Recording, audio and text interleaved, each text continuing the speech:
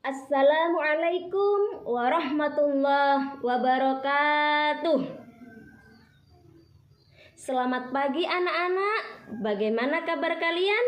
Alhamdulillah, luar biasa. Allahu Akbar. Sebelum pelajaran dimulai, mari kita berdoa terlebih dahulu. Bismillahirrahmanirrahim.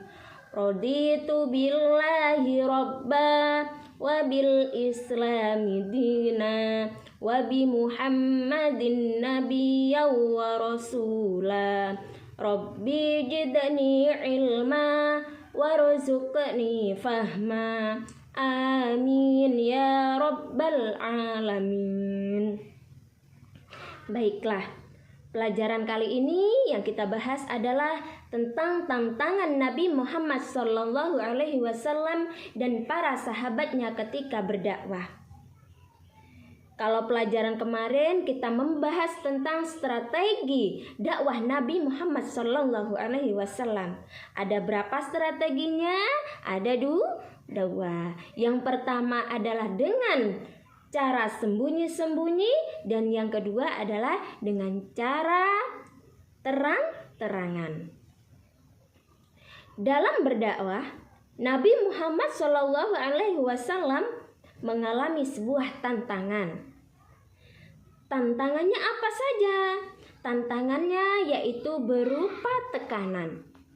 Tekanan yang dialami oleh Nabi Muhammad SAW sendiri dan tekanan yang dialami oleh kaum muslimin.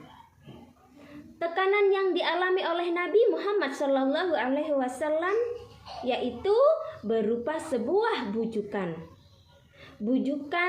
yang dilakukan oleh kaum kafir Quraisy, yaitu berupa wanita cantik, harta yang melimpah, dan tahta yang tinggi yang diberikan oleh kaum kafir Quraisy.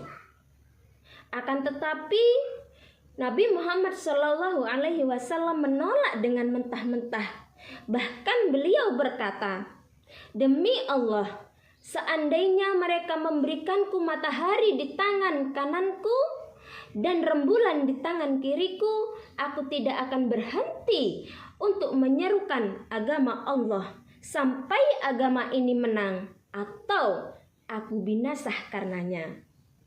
Yang kedua adalah berupa ancaman. Ancaman ini ditujukan kepada paman Nabi, yaitu Abu Thalib, yang melindunginya dan menolongnya. Yaitu mereka memberikan dua pilihan. Yang pertama adalah menyerahkan Nabi Muhammad SAW kepada kaum kafir Quraisy, atau menyuruh Nabi Muhammad SAW untuk berhenti berdakwah. Yang ketiga adalah berupa siksaan. Siksaan yang dilakukan oleh Abu Lahab, yaitu ketika Nabi Muhammad sholat, Nabi Muhammad diberi kotoran di atas punggungnya oleh Abu Lahab. Kemudian istri Abu Lahab memberikan duri di depan pintu rumah Nabi Muhammad SAW agar ketika beliau mau melaksanakan ibadah merasa kesakitan. Kemudian kaum kafir Quraisy sendiri melemparinya dengan batu, melemparinya dengan kotoran ketika Nabi Muhammad akan melaksanakan ibadah. Bahkan ada yang mencekik leher Nabi Muhammad SAW ketika berada di masjid. Dan ketika itu ditolong oleh Abu Bakar. Kemudian tekanan yang keempat yaitu berupa pemboikotan. Pemboikotan ini dilakukan oleh kaum kafir Quraisy karena bujukan, ancaman, bahkan siksaan tidak mempan. Maka mereka merencanakan pemboikotan kepada keluarga Bani Hashim. Akibat pemboikotan ini, Nabi Muhammad SAW, keluarga Bani Hashim, dan kaum muslimin merasakan penderitaan yang luar biasa. Pemboikotan ini berlangsung selama 3 tahun dan dilanggar oleh kaum kafir Quraisy. Kenapa? Karena dari beberapa pimpinan kaum kafir Quraisy hal ini sangat keterlaluan. Akhirnya mereka merobek-robek isi perjanjian pemboikotan tersebut. Itulah tekanan yang dialami oleh Nabi Muhammad SAW. Tekanan yang dialami oleh kaum muslimin sendiri apa?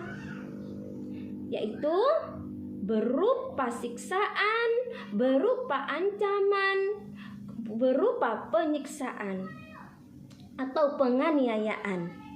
Dimanapun dan kapanpun orang kafir Quraisy tidak berhenti untuk menyiksa, memberikan ancaman atau penganiayaan. Beberapa kaum muslimin yang merasakan hal itu siapa saja? Yang pertama adalah Bilal bin Rabah, Khabbab bin Arats, dan keluarga Yasir. Mereka semua mengalami penderitaan yang amat pedih. Bahkan ada yang menjadi syuhada atau mati syahid, yaitu dari keluarga Yasir.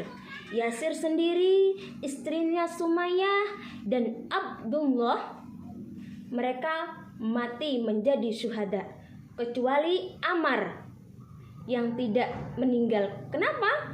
Karena Ammar berpura-pura keluar dari Islam.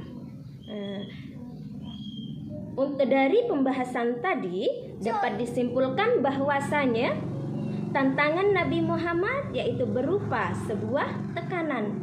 Tekanan apa saja itu? Yaitu berupa bujukan, berupa ancaman, siksaan, dan pemboikotan. Dan tekanan bagi kaum muslimin yaitu berupa ancaman, penganiayaan, dan siksaan. Nah, demikian tadi pembahasan tentang tantangan Nabi Muhammad SAW dalam berdakwah. Semoga bermanfaat. Amin amin ya rabbal alamin. Wabillahi taufik wal hidayah. Wassalamualaikum warahmatullahi wabarakatuh.